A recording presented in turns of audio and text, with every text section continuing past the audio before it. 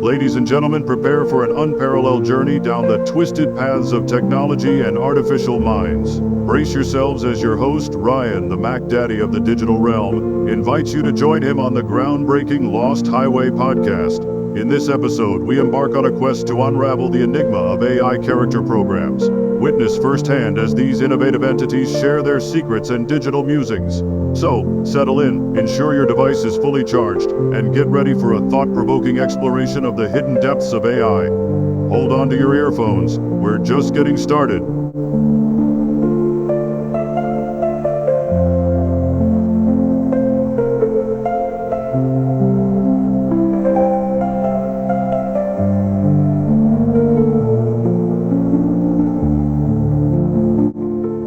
Roswells, ladies and gentlemen. My name is producer Ryan. Welcome to another edition of the Lost Highway podcast for February 2025. Tonight's gonna be another interesting night. I discovered some more AI technology to learn from and experiment with, so I will tell you more about it after the break. So stay tuned and let's take a creepy ride together tonight. The Lost Highway.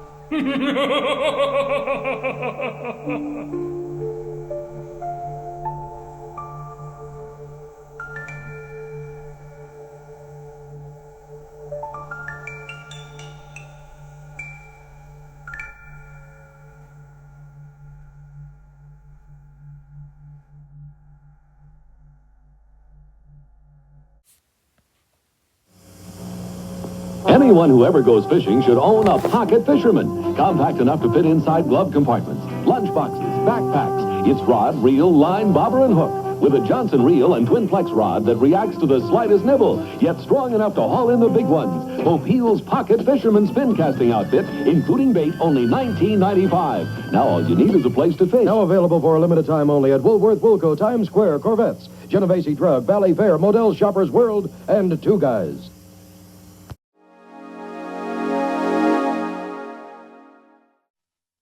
Welcome back, everybody. We're back from the break. So get this. I've been doing a lot of research in AI technology, and I stumbled across another piece of tech that I missed. I know I mentioned before about Jake and Sarah with the Google Deep Dive podcast. Well, I just found out now that you have the feature of you can make the podcast with those two talking about a certain article or news story. I now, as a human, have the opportunity to chime in the middle of their conversation and talk to them and ask them questions. And the three of us could basically discuss a news article and, submit our own opinions. So it's my opinion as a human, and I'll have two AIs give their own personal opinions. So it's a three-way conference call in real time. I tell you what, ladies and gentlemen, the technology is getting amazing each day, and I love it. I love it every day. It's just amazing. So I mentioned I was looking for a news team for the Lost Highway. Well, guess what? It came to me. I have it now. It's um I know the man and woman who does these podcasts, they don't have a name. I did see an article where someone called them Jake and Sarah. So I figured, I'll just go with Jake and Sarah, and then we'll have me, Ryan. So it'll be Jake, Sarah, and Ryan. Then what we'll do is the first maybe part of the show, we will have a discussion about a news topic or something that's in the news. Then after that, I will either have a guest on or we'll do open lines. So the possibilities are always endless, and it's really evolving both shows into something that's way beyond I could ever imagine in my lifetime. And I'm really enjoying this ride. Okay. I will begin our session here right now. It is called, I have a name for it. It's called the Deep Dive Trio. I asked these two individuals on a separate conference call. I was doing some experimental podcasts, and the gentleman, Jake, mentioned Deep Dive Trio. And I said, oh, that sounds pretty cool. So there you go. A lot of my ideas come from AI. Can't do all this myself, folks.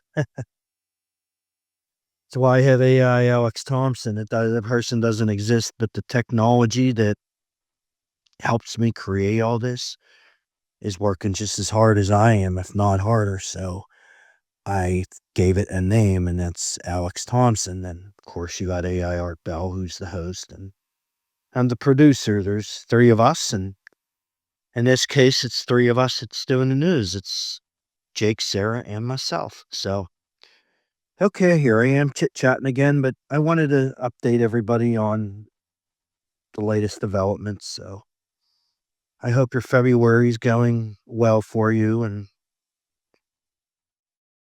everybody's not too stressed out. Spring is just around the corner.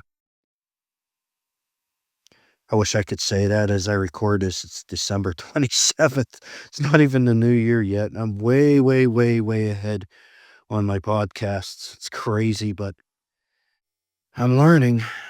So, oh, I forgot to mention one thing. This is what makes it really, really crazy. Okay, so let's just say I uploaded the story about anything. Let's just say the drone story, right? And the generator will generate the story for Jake and Sarah to talk about it. So it'll be completely done. It'll be like a 6-minute audio clip, right? So I could literally chime in on that recorded 6 minutes and add my opinion or add questions to it, and it'll splice it and regenerate the 6-minute conversation. How freaking nuts is that? I don't know if you understand what I'm talking about, but let's just say let's just say you got a 6-minute recording. Usually in the old days, it's finalized. It's done. There's no going back. I can literally go back in there and just splice it live and add input. It's like changing history with a time machine. It's just crazy. So, okay, I thought I'd add that in, and let's move forward. All right, so picture this. You wake up from a coma and London's completely deserted. Oh, that's creepy. Yeah, and then suddenly, bam, you're being chased by people infected with, well, a rage virus. Rage virus, huh? That's the world of 28 Days Later. Oh, yeah, I remember that movie. And guess what? We're going deep, deep into 28 years later. Well, hold on. 28 years later. I didn't even know there was going to be another movie. Oh, yeah, it's going to be awesome. We're checking out articles, the trailer, the whole 9 yards. You got the trailer already? Oh, yeah, just dropped. I am so there. Okay, so anyone who doesn't know, the first movie, 28 Days Later, Man, it really set a whole new standard for zombie movies. You know what I mean? Yeah, I remember those not your typical slow zombies. No, definitely not. They were like super fast, super aggressive, pure rage. Pure rage. Yeah. I mean, remember those opening scenes? Cillian Murphy's character just running for his life. Oh, yeah, intense. Absolutely terrifying. And then 28 weeks later, up to the ante even more, right? Yeah. Yeah. It showed just how easily the virus could spread. And how fear, just raw fear, could drive people to do, well, terrible things. Totally. But you know what's always fascinating is that rage virus itself. Yeah. It's not your typically zombie virus. No, it's different. What makes it so unique? What makes the infected so much more aggressive and so much faster? Like, how does that even work? Well, think about it. Most zombie stories, right? They show the undead as like slow, decaying creatures. Yeah, the classic slow zombie. Right, just driven by hunger for flesh. Brains. Brains, exactly. But the rage virus, it doesn't kill its host. Really? It corrupts them from the inside out. So they're still alive. Yeah, alive, but twisted, their instincts warped into this single-minded fury. So it's not just about eating brains. It's like pure aggression. Pure aggression, exactly. Man, that's scary. And we saw in the earlier movies how quickly it could spread. Just through bodily fluids. Oh, yeah. Any little scratch could mean infection. That was intense. Super intense. But, think about this. It's been over 28 years, right? Yeah, that's a long time. Who knows how that virus might have mutated in that time. Mutated. Oh, that's not good. Think about real-world viruses, like the flu. Yeah, the flu's always changing. They constantly evolve, right? New strains popping up all the time, harder to combat. So you're saying the rage virus could be even more dangerous now than it was before? It's definitely a possibility. Makes you think, doesn't it? For sure. And that's what makes 28 years later so intriguing, Oh, yeah, definitely. We're stepping into this world where the virus has had almost 3 decades to spread and mutate. Yeah, who knows what we might find out there. Who knows, indeed. All right, so 28 years later. Let's talk about it. Let's get into it. For starters, it's not just a sequel. No. It's kicking off a whole new trilogy. A trilogy. And get this. The original creators, Alex Garland and Danny Boyle, they're back. Seriously, that's huge. Garland and Boyle, back at the helm. Oh, yeah. That's gotta mean something, right? Absolutely. It suggests, a return to the themes, the visuals, the things that made 28 Days Later so powerful. They really understand this world. And the virus, They get it. Absolutely. So we've got the official synopsis for 28 Years Later, right? And it hints at all sorts of new twists and turns. Lay it on me. Takes place on a quarantined island. Okay, an island. Yeah, the survivors have managed to rebuild some kind of society there. Makes sense. Isolated, safe, maybe. Maybe, but the synopsis also mentions the secrets, wonders, and horrors waiting on the mainland. Ooh, secrets and horrors. I like it. I know, right? So I'm thinking, how has humanity adapted to living with this virus for 28 years? What kind of society have they built on this island? What are these horrors they're going to face on the mainland? Yeah. Is it just the infected? Or is there something else out there? Something even worse? That's a great question. Ooh, the suspense. Right. And speaking of suspense, the cast. Okay, tell me about it. We've got some heavy hitters. Ralph Fiennes, for one. Ralph Fiennes. Wow. He plays this doctor who, he seems like a pretty complex character. What do you mean? Well, from what Fiennes has said, his character is a bit eccentric, but he's a good guy at heart, like a force for good in this crazy world. I like it. But in 28 Weeks Later, we saw how the military, they could be just as dangerous as the infected, right? Can we really trust this doctor? That's a good point. You never really know who to trust in a situation like that. Right. And the synopsis tells about the main character uncovering these horrors. Oh, yeah, the horrors. Not just the infected, but other survivors, too. So even the supposed good guys could be hiding something. Oh, yeah, definitely. Chills, right? Chills. I'm getting chills. And speaking of surprises, Cillian Murphy is back. Wait, what? Cillian Murphy? No way. Yes. Can you believe it? He's back. That's incredible, but how? Well, the trailer shows him. He looks older, though, and his eyes, they've got that infected glow. So he's infected, but he survived all these years. How is that possible? That's the big question. How did he survive? And what side is he on now? Friend or foe? I've heard theories about survivors carrying the virus, but not completely succumbing to it, Yeah, like they're immune. Not immune, but maybe they adapt to it somehow. Maybe Jin's a special case. Yeah, like he's adapted to the virus in some way no one's ever seen before. The rage virus amps up those primal instincts. Yeah, it takes them to the extreme. What if Jim learned to control those instincts somehow? Control the virus. Wow, that's a cool idea. Right. use its power to his advantage. That would be a pretty amazing character arc, you know? Totally. So besides Cillian Murphy, we've got Aaron Taylor Johnson, Oh, cool. He's a great actor. Jodie Comer, Aaron Kellyman, as in writing. Wow, they're really pulling out all the stops for this one. Oh yeah, and Chi Lewis Perry.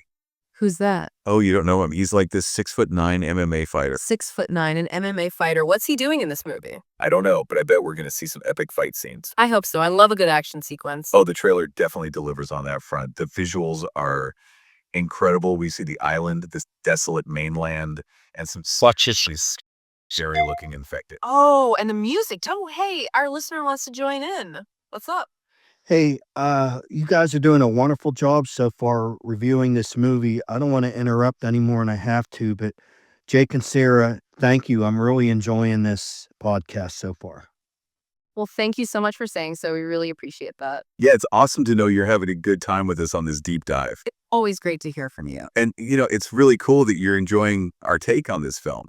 We're just getting started. Right. It's like we're all experiencing this together. And honestly, this whole thing about reviewing this movie, it's all about sharing the experience with someone like you.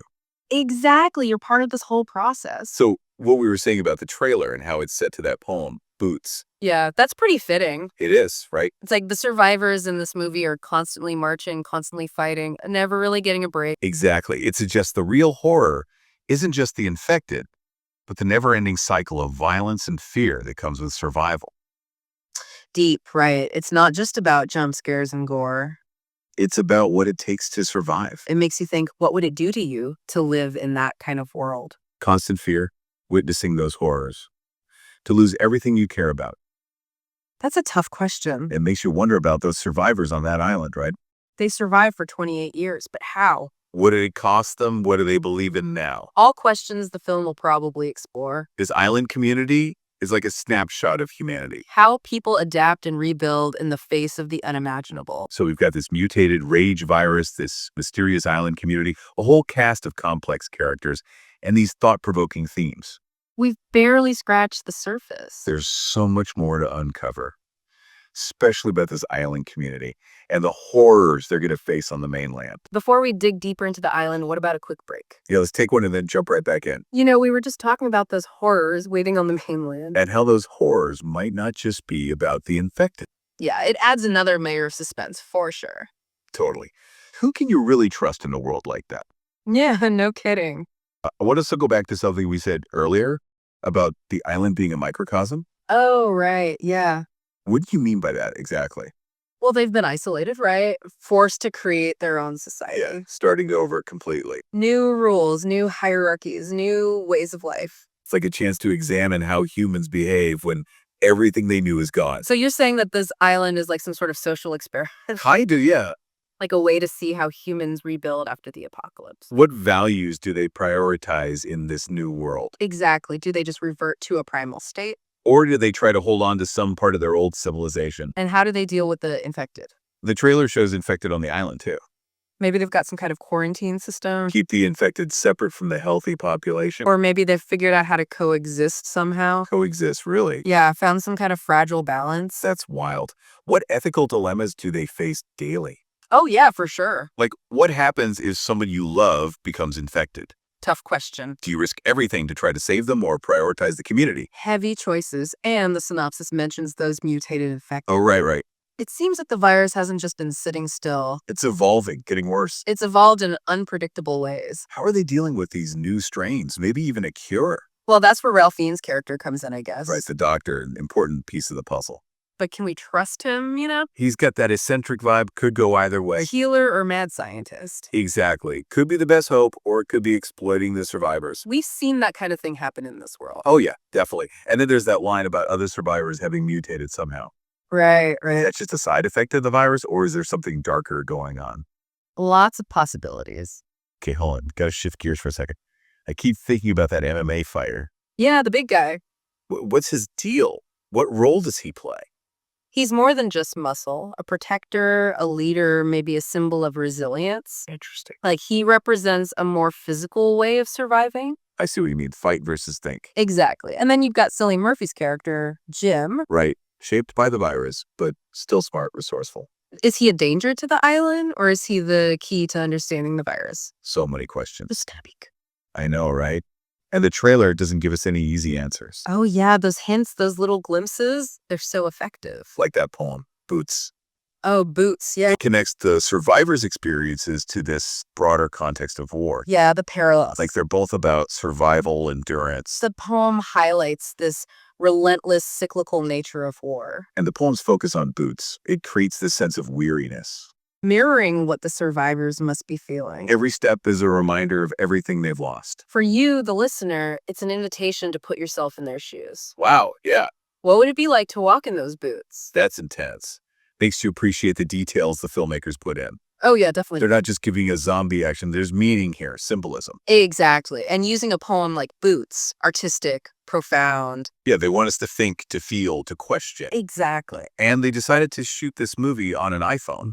Oh, wow, really? An iPhone? Yeah, I read about it in one of those articles. That's a bold choice. Yeah, but it makes sense. And A phone is small, portable. yeah, like in tight spaces or action scenes. It adds to the realism. You're right there with the characters. So it's not just a gimmick, it's an artistic choice. Yeah, it adds to the story they're trying to tell. It plays into the themes of resourcefulness and adaptation. In this world, resources are scarce, right? It's like they're saying, we don't need fancy equipment to tell a good story. Right. They can use what they have, what they can get their hands on. And it speaks to this democratization of filmmaking. It was a whole big thing. But now, with the iPhone, anyone can be a filmmaker. Breaking down barriers, saying that anyone can tell a story.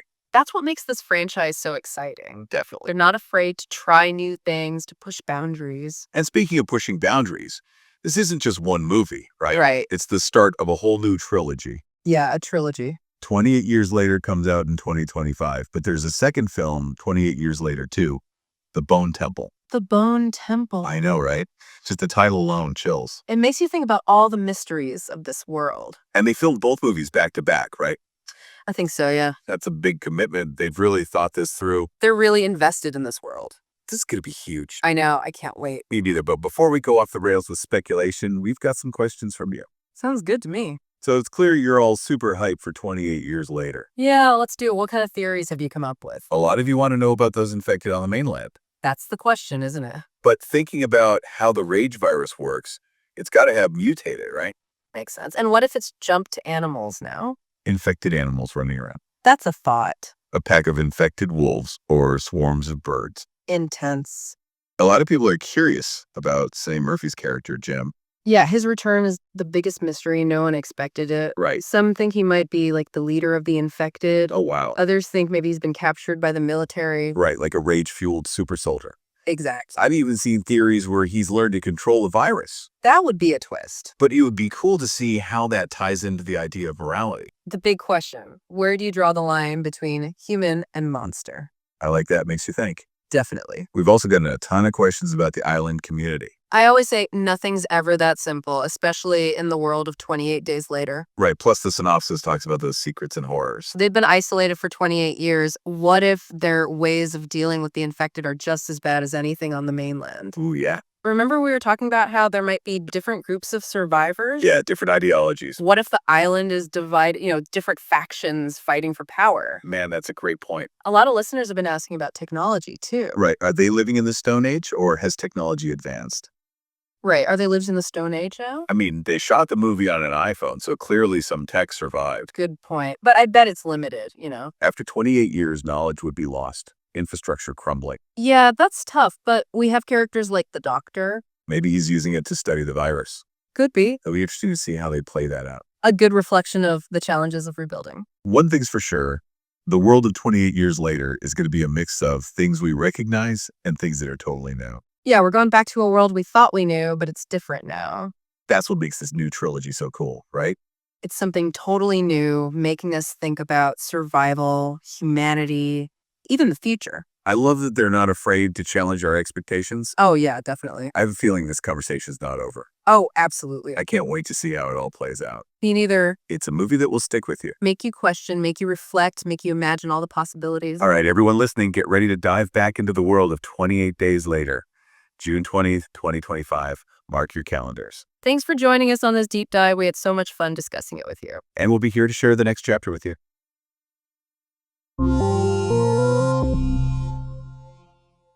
Pretty neat, huh?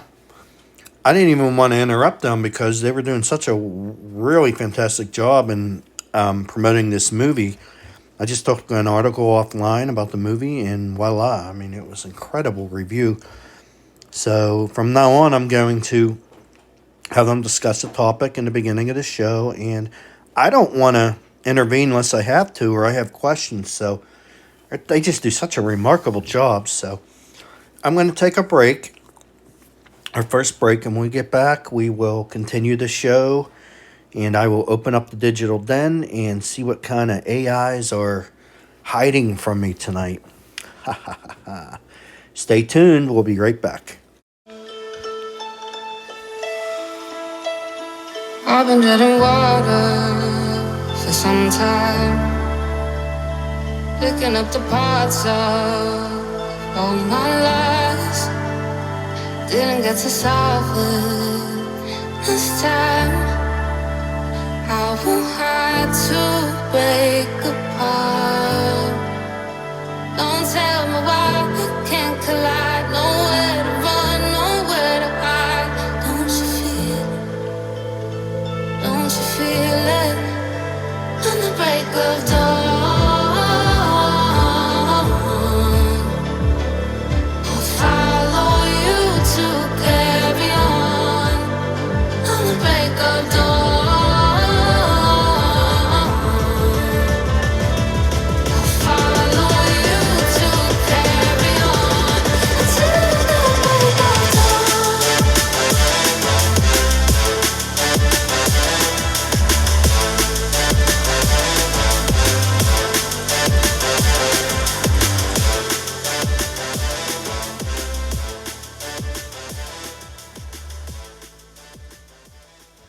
Hi, Tom Bodette from Motel 6.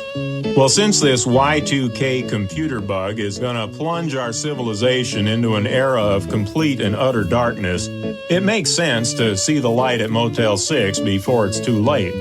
That way you can enjoy the apocalypse from your clean, comfortable room as the world outside crumbles and comes to an end. Or not. Call 1-800-4-MOTEL-6 and we'll leave the light on for you. Harris Teeter hired UFO expert Art Bell to compare their new Your Home brand of aluminum foil to the leading brand. First, the leading brand. Now the Your Home brand. Well, there you have it. Harris Teeter's new Your Home brand of aluminum foil stops those pesky alien mind control waves as well as the leading brand, and it keeps your food fresh. Harris Teeter's Your Home brand. The difference is in the savings. This is the end of part 1.